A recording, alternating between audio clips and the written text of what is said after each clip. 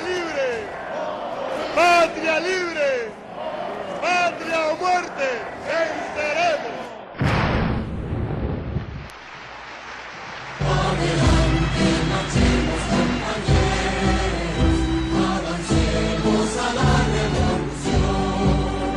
Nuestro pueblo es el dueño de su historia, arquitecto de su liberación.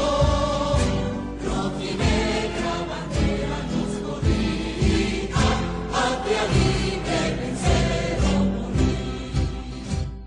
Los hijos con el propósito de involucrar nuestros derechos, de involucrar nuestra participación ciudadana en lo que es el proceso de nuestro gobierno de unidad y reconciliación nacional. Con el gobierno del comandante Ortega sí tenemos esa oportunidad, se nos ha dado el chance de organizarnos y ser un movimiento revolucionario de estudiantes defendiendo nuestros derechos. Yo creo que luchar es un deber y un derecho para todos.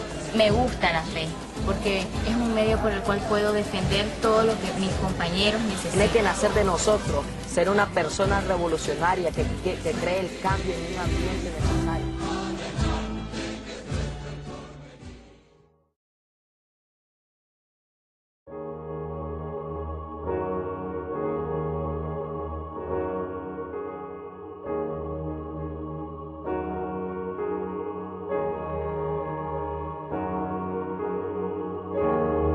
Mañana, hijo mío, todo será distinto. Se marchará la angustia por la puerta del fondo, que han de cerrar para siempre las manos de los hombres nuevos. Reirá el campesino sobre la tierra suya, pequeña, pero suya, florecida en los besos de su trabajo alegre. No serán prostitutas las hijas del obrero, ni las del campesino. Pan y alegría habrá en su trabajo honrado. Se acabarán las lágrimas del hogar proletario. Mañana, hijo mío, todo será distinto.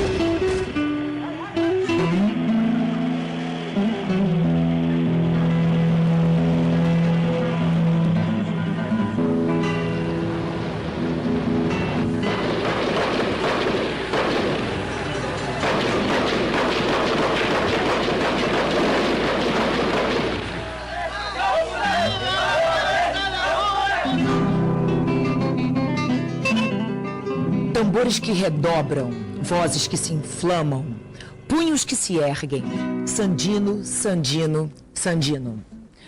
Os versos de Pablo Neruda resumem o último levante popular e idealista da América Latina, a Revolução Sandinista. Há 30 anos, munida de sonhos e do ideal de transformar um país, a população da Nicarágua derrubou a dinastia da família Somoza. O Arquivo N vai recuperar a história desse movimento que aconteceu bem perto, mas ao mesmo tempo muito distante de nós. Labios, pétalos, Señor, como me solipeia, como me solipeia. Em 1979, os revolucionários sandinistas tomavam o poder das mãos da ditadura Somoza, que já durava mais de 40 anos. Os chamados muchachos, ingênuos talvez em seus ideais, pegaram nas armas acreditando que podiam mudar o rumo da história. Isso em tempos em que o mundo ainda olhava para as realidades, ou bem pelo lado direito ou bem pelo lado esquerdo. Que país é esse? A Nicarágua. A Nicarágua, chamada por seus habitantes de Terra do Sol, dos Lagos e dos Vulcões, é um pequeno país da América Central, do tamanho do Amapá e pouco maior que a metade do estado de São Paulo. No século XVI, foi alvo dos piratas que infestavam os mares do Caribe. Durante o século XVIII, esteve sob o domínio inglês. No século passado, depois da independência, envolveu-se em guerras contra Honduras e El Salvador. E desde o início desse século, foram poucos os momentos de tranquilidade vividos por esse povo. Em 1909, os Estados Unidos declararam a insolvência da Nicarágua e tomaram conta das principais atividades econômicas do país. 3 anos depois, o povo se rebelaria contra essa intervenção. Então vieram os fuzileiros navais, Marines, e a Nicarágua foi militarmente ocupada. Essa ocupação duraria até 1933, com um pequeno intervalo de 2 anos. Antes de abandonarem o país, os norte-americanos criaram a Guarda Nacional, encarregada de manter a ordem, e seu comandante foi escolhido a dedo. Anastácio Somoza, o Tacho, um medíocre revendedor de automóveis, formado na Academia Militar de West Point, nos Estados Unidos. A ditadura do Somoza é um caso típico do que os historiadores chamam de ditaduras patrimoniais. Uma família se ocupa do governo e se apropria de largas extensões de terra e rendas. Depois há uma resistência armada que tem raízes históricas nos anos de 1920, na luta de Augusto César Sandino, que foi o general dos pobres, grande líder.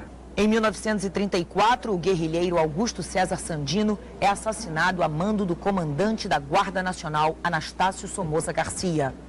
O nome Sandino deixava a semente para o que viria a ser a Frente Sandinista de Libertação Nacional. Sandino ayer, Sandino hoy, Sandino siempre.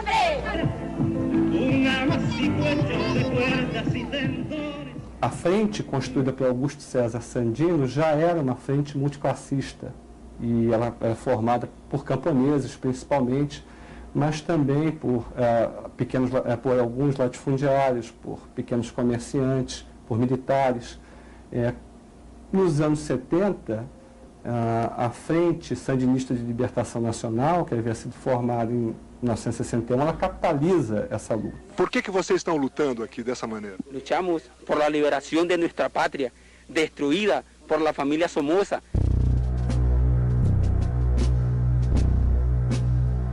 Eu conheci o primeiro, numa conferência pan-americana no Panamá, acredito, creio que em 1955.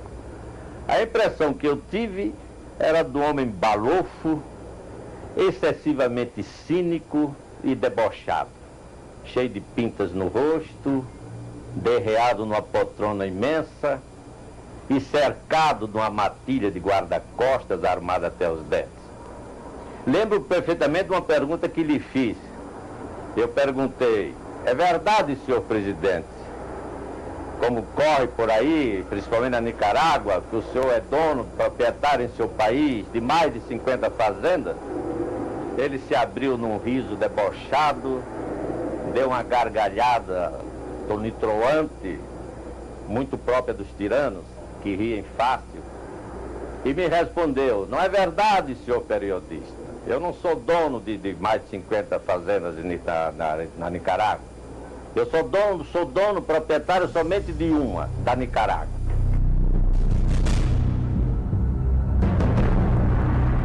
Anastácio Somoza falou a uma TV norte-americana sobre a sua fortuna pessoal e logo negou que ela atingisse os 500 milhões de dólares. Ele garante que não são mais do que 100 milhões de dólares, apenas 2 bilhões e meio de cruzeiros. O repórter insiste, quer saber se Somoza é dono das linhas aéreas nicaragüenses. E ele nega que seja o dono. É apenas o acionista majoritário. E da companhia de navegação. E o Porto Somoza. E a distribuição de automóveis Mercedes no país. Somoza confirma. Ele conseguiu a representação da Mercedes quando era major da Guarda Nacional, mas nega que a maioria dos carros oficiais da Nicarágua seja Mercedes. O que ele sabe é que há muitos carros e caminhões Mercedes circulando no país. E as estações de televisão e rádio, e o jornal. Do maior hotel de Manágua, Somoza também diz que não é dono, é apenas um dos acionistas. Mas confirma que é dono de milhares de hectares de terra no país. Dizem que 1/3 das terras férteis da Nicarágua está nas mãos da família. E a lista não termina aí. Somoza confirma que é uma lista muito grande. E a consciência de Tatito Somoza? Como se comporta diante da extrema pobreza do povo que ele governa? A resposta de Somoza surpreende o repórter. Ele afirma que queria ter mais dinheiro, ser ainda mais rico, e se apressa em explicar. Você não percebe que, a não ser com mais capital, mais oportunidades para as pessoas trabalharem, você nunca se livrará daquelas caras azedas? Essa resposta era o retrato exato do tirano Somoza, do tirano proprietário do seu país, proprietário do seu povo, proprietário da vontade do seu povo, em suma, proprietário até do ar que esse povo respirava. Como se não bastasse enfrentar ditadores, os nicaragüenses também enfrentaram terremotos. No dia 23 de dezembro de 1972, um violento terremoto arrasou Manágua, a capital do país. 10 mil pessoas morreram, 53 mil casas foram destruídas, deixando 250 mil pessoas desabrigadas e causando prejuízo calculado em 22 bilhões de cruzeiros. O país e sua economia ficaram arrasados, mas não em Somoza.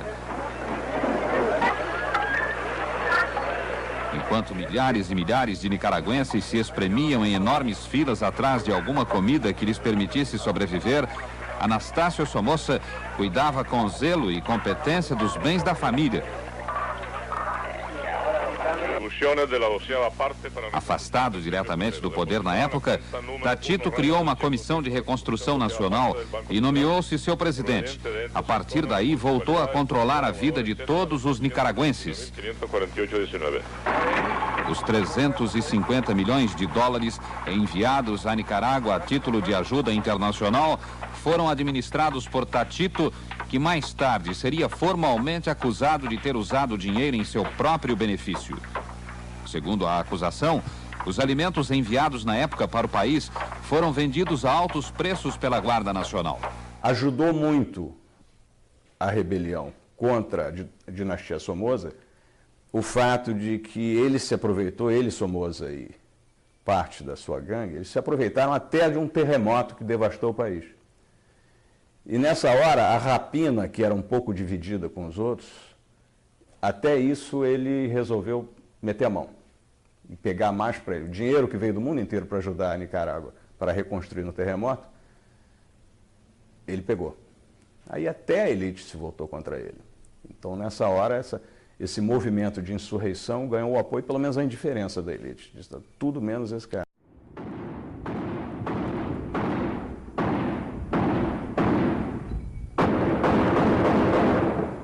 ¡Ahí te va tu caramelo!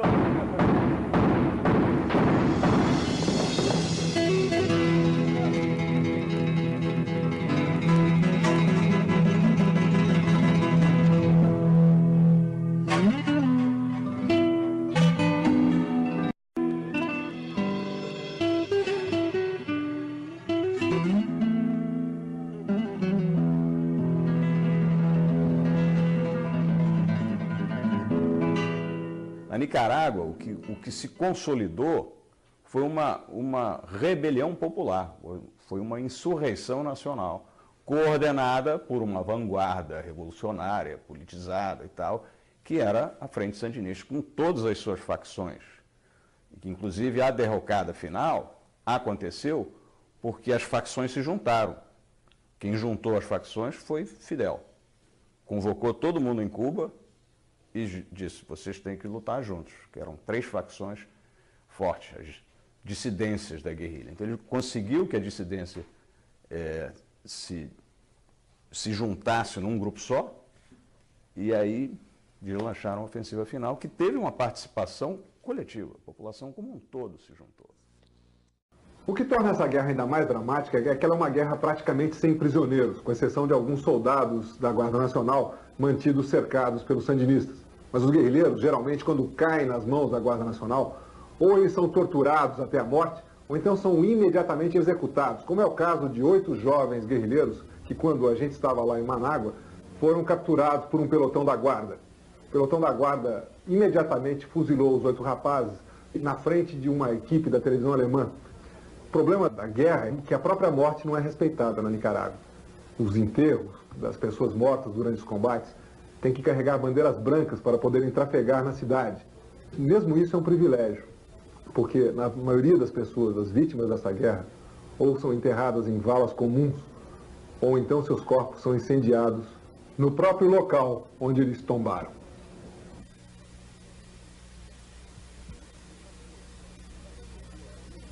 Para quem continua vivo, o pior dessa guerra é que não há segurança nem mesmo fora dos campos de batalha. O filho dessa mulher, por exemplo, um jovem universitário de 23 anos, foi preso por um pelotão da Guarda Nacional na casa dela e levado para uma outra casa perto, onde ele foi torturado e durante umas 6 horas mais ou menos. A mãe ficou fora ouvindo os gemidos do filho. Depois viu-o sair, amarrado, amordaçado e com os olhos vendados. Ele foi para um lugar desconhecido nessa noite e essa foi a última vez que ela viu o filho dela. No dia seguinte ela viu a foto dele publicada no jornal do general Somoza, e com ele vestindo uma roupa de guerrilheiro totalmente diferente da calça ali, dos tênis que ele estava usando quando foi preso, e com uma legenda dizendo que ele tinha sido morto como guerrilheiro.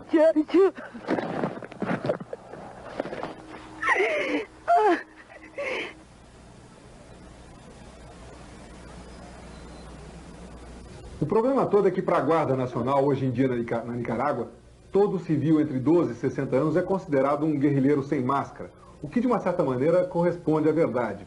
Uma coisa impressionante nessa insurreição armada na Nicarágua foi o apoio popular aos guerrilheiros sandinistas. Nós vimos e ficamos muito impressionados em Manágua dezenas de mulheres, jovens, crianças e velhos de todas as idades ajudando os sandinistas a erguerem barricadas com pedras e paralelepípedos nas zonas ocupadas, nos bairros ocupados pelos guerrilheiros. Além disso, os guerrilheiros recebiam alimentos, serviço médico e, inclusive, refúgio da população, que os protegia de uma certa forma dos ataques da Guarda Nacional. Além do verdadeiro ódio nacional contra o general Somoza, o que explica esse apoio popular é o fato de que o processo político da Nicarágua se radicalizou de uma maneira tal que hoje é muito difícil se estabelecer uma divisão entre guerrilheiros e não guerrilheiros no país contaminado pela guerra. Em setembro do ano passado, por exemplo, quando houve a primeira ofensiva guerrilheira, os sandinistas foram derrotados pela Guarda Nacional e expulsos das várias cidades que ocuparam.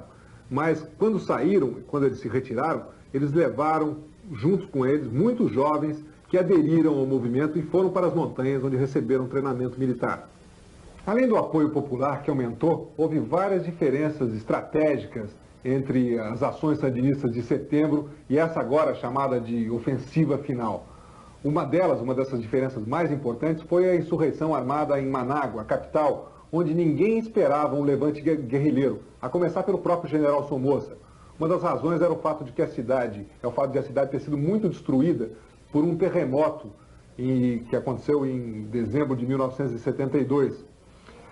Mas a ocupação dos guerrilheiros em Manágua manteve as tropas de elite da Guarda Nacional combatendo os sandinistas durante muito tempo, ocupadas nesse combate e deixando que os guerrilheiros continuassem fustigando e atacando, ocupando outras cidades como León, Matagalpa, Massaia, Chinandega, Esteli, Jinotep e várias outras. Ao mesmo tempo, vindo do sul, então, o que também foi uma coisa inédita, os guerrilheiros avançavam rumo a Rivas, numa guerra convencional, uma guerra de ocupação mesmo de territórios, até chegar à cidade de Rivas, que foi escolhida pelos guerrilheiros como sede, como capital do seu governo provisório.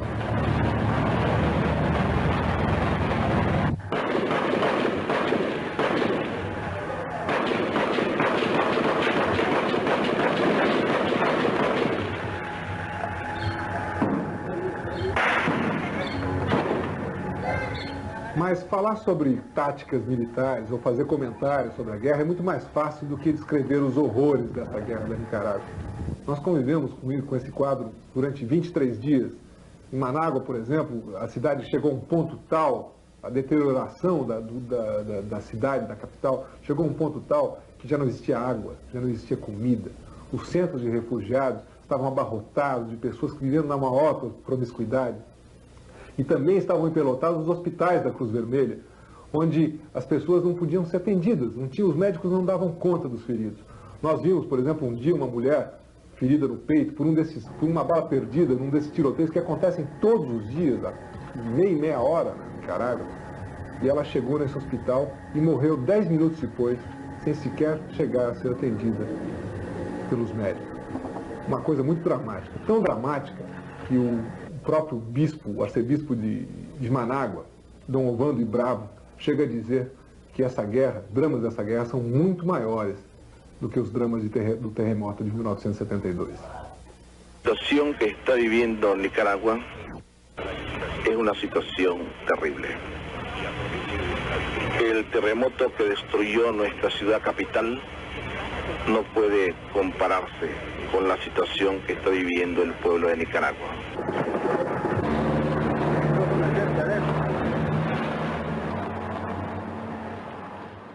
Na Nicarágua, os guerrilheiros sandinistas que já controlam 5 cidades preparam um ataque final contra a capital do país, Manágua.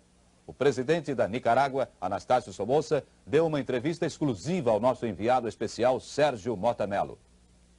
Esta entrevista está sendo concedida num momento em que a Nicarágua atravessa uma das piores crises da sua história.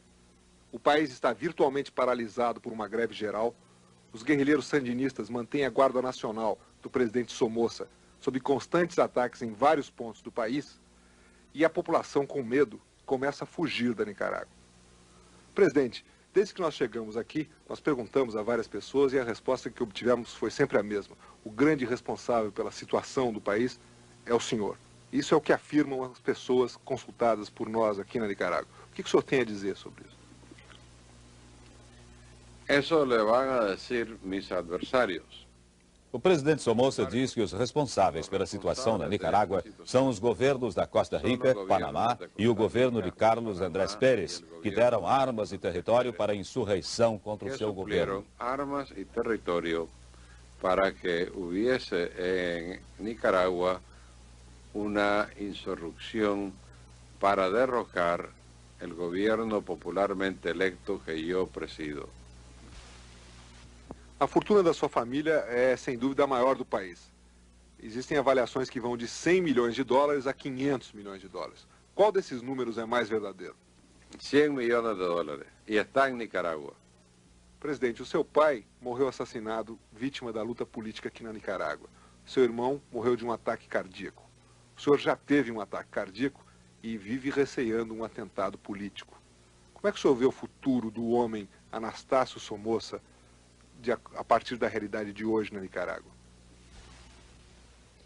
O presidente Somoza diz que teme os atentados, mas que o futuro dele é o de um homem de negócios, interessado na política interna da Nicarágua. Será de um homem dedicado aos seus negócios e interessado na política interna da Nicarágua. Você ia pelo interior do país, aqueles pequenos vilarejos, donas de casa, velho, criança, senhora, todo mundo participando.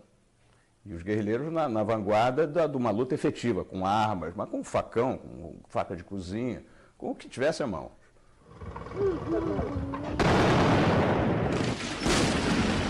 Mas a luta era desigual. De um lado, as tropas somozistas fortemente armadas pelos Estados Unidos.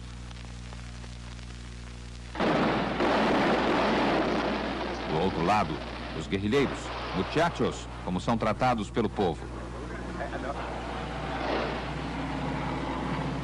Jovens, quase crianças, empunhando pistolas e garantidos apenas pela vontade de mudar as coisas na Nicarágua.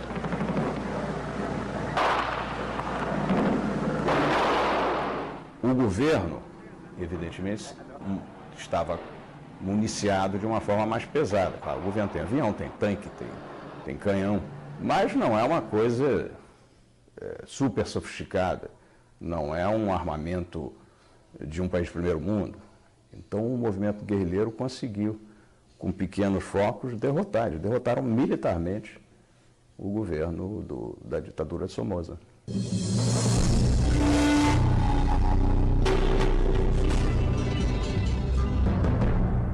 Era fácil você fotografar a guerrilha e as pessoas que cooperavam com a guerrilha. O difícil era você fotografar os soldados, a Guarda Nacional, o governo, eles eram mais resistentes. E havia também uma certa ingenuidade Estamos falando de 30 anos atrás, as pessoas não tinham internet, não tinha nada disso, o alcance era muito mais limitado. Então a chance de se expor ao mundo, para eles era muito importante, né? Era a única forma de fazer com que as pessoas tomassem conhecimento desse lugar, esse cantinho obscuro da América Central, onde se passava isso. O mundo inteiro assistiu horrorizado ao assassinato do jornalista Bill Stewart da rede de televisão norte-americana ABC.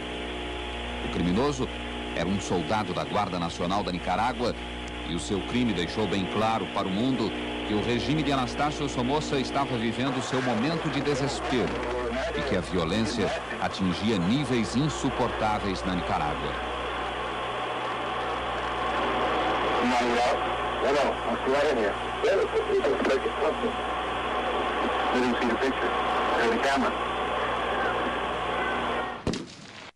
O repórter Sérgio Mota Mello estava na Nicarágua quando Bill Stewart foi assassinado. Sérgio estava cobrindo o conflito como correspondente da Rede Globo. Cenas como essa acontecem todos os dias na Nicarágua de hoje. Aliás, podem estar acontecendo agora, nesse momento. Só que nem sempre essas cenas são filmadas e nem sempre elas acontecem com um repórter americano. Eu estava em Manágua no dia que o Bill Stewart foi barbaramente assassinado. Me lembro da hora, do momento em que o corpo dele chegou ao hotel. E toda vez que eu vejo essa cena e toda vez que eu me lembro daquele momento, eu consigo imaginar tudo que o Bill viveu momentos antes de ser assassinado.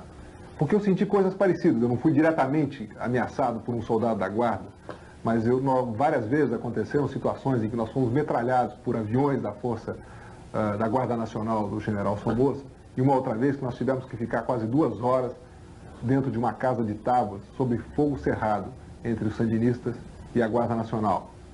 A gente sabia que se aquelas balas chegassem até a casa, elas atravessariam as paredes finas de tábua e nos atingiriam. O que o jornalista fez naquele dia era uma coisa banal. Havia lá um tiroteio, um combate numa determinada área da cidade, e ele ainda se permitiu ir à Guarda Nacional, que estava ali na área, pedir permissão para filmar. E deixou a equipe para trás, dentro de uma Kombi. Só que a equipe manteve a câmera ligada, enquanto ele avançou uns 50 metros para negociar com o guarda. No que ele se aproximou do soldado da Guarda Nacional, o soldado mandou ele se ajoelhar no chão, deitar e deu um tiro na nuca. Por nada, a troco de nada. A câmera estava ligada, todo mundo percebia aquilo. E o que aconteceu foi que, no que ele deu o tiro na nuca, a equipe atrás registrou essa cena e a preocupação de todo mundo era não deixar que eles confiscassem esse material. Em princípio, nem deixar que eles soubessem que existia esse material, que tinha sido filmado. Então, parte da equipe foi lá, pediu permissão para remover o corpo, tirou o corpo dele, botou de volta na Kombi, levou para o hotel. E começou aí uma conspiração, digamos, entre aspas, entre os jornalistas, para não deixar que eles soubessem, eles, governo, autoridade, que existia essa fita. Até a hora de transmissão. E a transmissão era feita numa emissora do governo. Não é como hoje que você tem condições de fazer transmissão independente. Você tinha que ir à emissora do governo para transmitir. Então, num determinado, na janela de transmissão da ABC, eles puseram uma fita genérica e, de repente, arrancaram essa e puseram a fita do tiroteio. Quando o governo tentou segurar, já tinha ido. E essa imagem correu o mundo.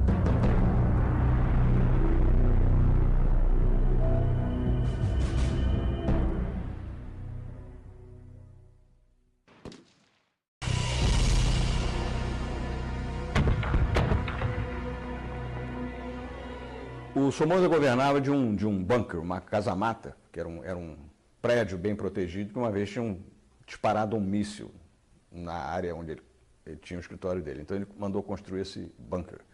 E a Nicarágua inteira sabia que ele trabalhava desse bunker.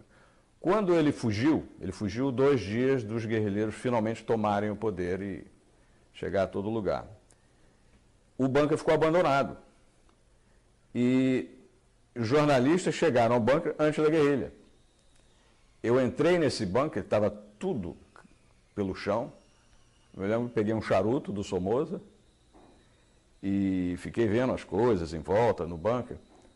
E o curioso é que tocou o telefone. Tocou o telefone e eu atendi.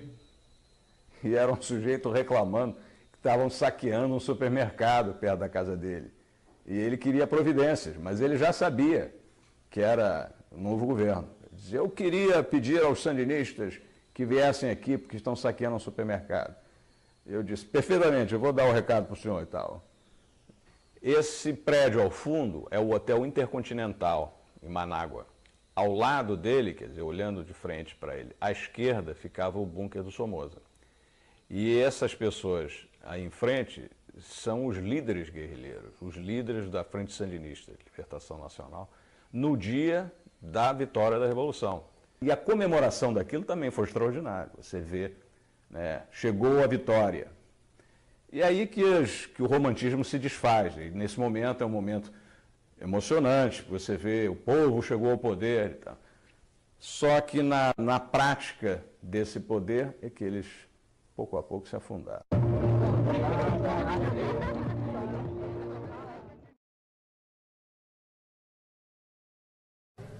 Falar da juventude é falar da revolução. Mais de 50.000 mortos e várias gerações de dirigentes da Frente Sandinista foram jovens. Foram eles os que deram um exemplo de como se faz uma revolução. Eles que suportaram as condições mais difíceis na época da luta armada. Eles foram quem, com sua decisão, com sua vontade, deram um exemplo às novas gerações. Gostaria de lembrar fatos importantes na vida da Frente Sandinista. Em 1968, Júlio Buitrago, nessa época, Júlio deveria ter mais ou menos uns 30, 31 anos, foi o primeiro militante da Frente Sandinista que se negou a entregar-se quando foi copado numa casa de segurança e abriu fogo contra as tropas que chegavam a capturá-lo. Foi um combate desigual, botaram aviação, tanques de guerra e depois de 2 horas conseguiram matá-lo. Na década mais ou menos dos anos 75, 76, o movimento juvenil era tão importante na vida do país que tinha quase superado todas as formas de organização sindical e comunitária. Eram os jovens que estavam assumindo a luta pela liberdade. As novas gerações talvez não saibam, mas na segunda metade do século XX, muitos países da América Latina viviam ditaduras. Há exatos 36 anos, em 1979, a Nicarágua se livrou da ditadura.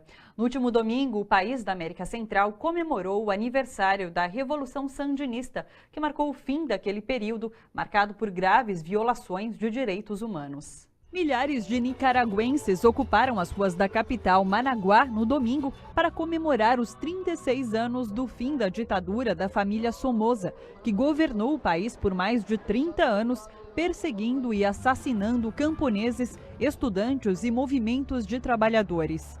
Na década de 1970, inspirados no movimento iniciado pelo camponês Augusto César Sandino e pela Revolução Cubana, militantes da Frente Sandinista de Libertação Nacional, a FSLN, combateram as forças do governo, que tinham apoio dos Estados Unidos, e derrubaram a ditadura.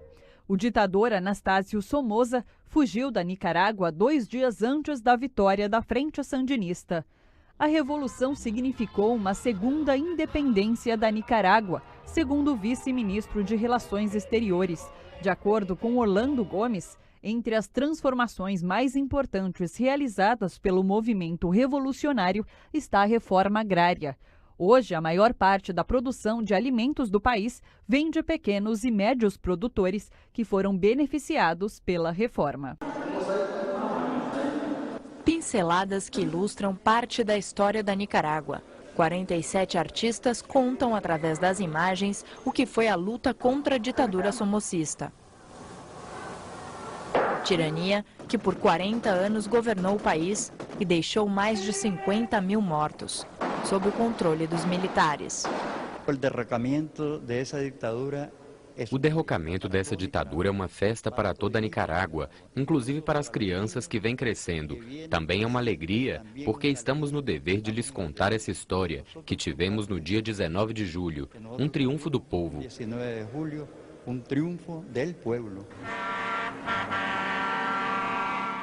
No dia 19 de julho de 1979, os guerrilheiros sandinistas tomam a capital,